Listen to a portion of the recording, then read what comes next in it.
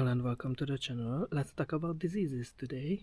This is called black rubbery apple and it's caused by Monilia fructigena, and usually apples, when they are infected with this pathogen, they become black and rubbery under cold and moist conditions. So rarely you can see the spores of the pathogen, and this can also be observed on quince and pear and sometimes on medlar.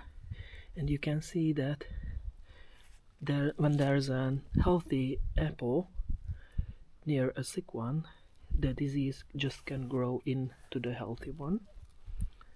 And so you can see that these apples are not good for human consumption. So my advice is put only healthy apples away for winter, and about every 3 to 4 weeks check the apples. If there's one with rot, and discard it. So because we have fluctuating temperatures in the place where we keep our apples, sometimes they do make spores, and these spores are airborne and can infect other apples when they have any kind of damage on their skin.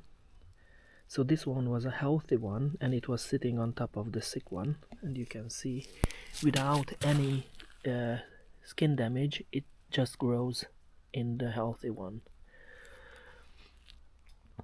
So I hope you learned something today, and if you like the content you can like and subscribe and ring the bell. Thank you very much for your attention. See you next time. Bye bye.